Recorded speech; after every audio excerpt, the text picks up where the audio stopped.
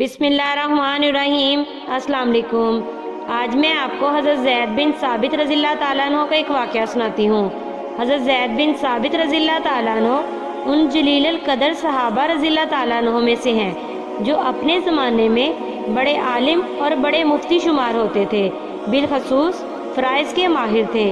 کہا جاتا ہے کہ مدینہ منورہ میں فتویٰ، قضاء، فرائض، قرات میں ان کا شمار چوٹی کے لوگوں میں تھا۔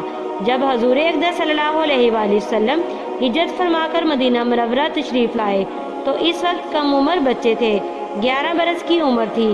اسی وجہ سے باوجود خواہش کے ابتدائی لڑائیوں یعنی بدر وغیرہ میں شرکت کی اجازت نہیں ہوئی۔ ہجرت سے 5 برس پہلے 6 سال کی عمر میں یتیم بھی ہو گئے تھے۔ حضور صلی اللہ علیہ وآلہ وسلم جب ہجرت کے بعد مدینہ منورہ پہنچے تو جیسے اور لوگ حاضر خدمت ہو رہے تھے اور حصول برکت کے واسطے بچوں کو بھی ساتھ لا رہے تھے، زید رضی اللہ تعالیٰ عنہ بھی خدمت میں حاضر کیے گئے۔ زید رضی اللہ تعالیٰ عنہ کہتے ہیں کہ میں حضور صلی اللہ علیہ وآلہ وسلم کی خدمت میں جب پیش کیا گیا تو عرض کیا گیا، یہ قبیلہ نجار کا ایک لڑکا ہے۔ آپ صلی اللہ علیہ وآلہ وسلم کی تشریف آوری سے قبل ہی اس نے 17 سورتیں قرآن پاک کی حفظ کر لیں۔ حضور صلی اللہ علیہ وآلہ وسلم نے امتحان کے طور پر مجھے پڑھنے کو ارشاد فرمایا۔ میں نے سورہ کاف حضور صلی اللہ علیہ وآلہ وسلم کو سنائی۔ حضور صلی اللہ علیہ وآلہ وسلم کو میرا پڑھنا پسند آیا۔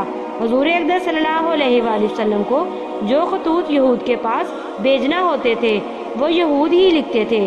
ایک مرتبہ حضور صلی اللہ علیہ وآلہ وسلم نے ارشاد فرمایا کہ یہود کی جو خط و کتابت ہوتی ہے اس پر مجھ کو اطمینان نہیں کہ گڑبڑ نہ کر دیتے ہوں، تو یہود کی زبان سیکھ لے۔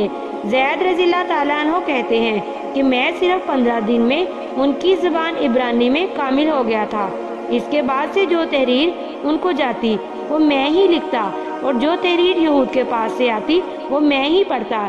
ایک اور حدیث میں آیا ہے کہ حضور اقدس صلی اللہ علیہ وآلہ وسلم نے ارشاد فرمایا کہ مجھے بعض لوگوں کو سریانی زبان میں خطوط لکھنا پڑتے ہیں، اس لیے مجھ کو سریانی زبان سیکھنے کے لیے ارشاد فرمایا۔ میں نے 17 دن میں سریانی زبان سیکھ لی۔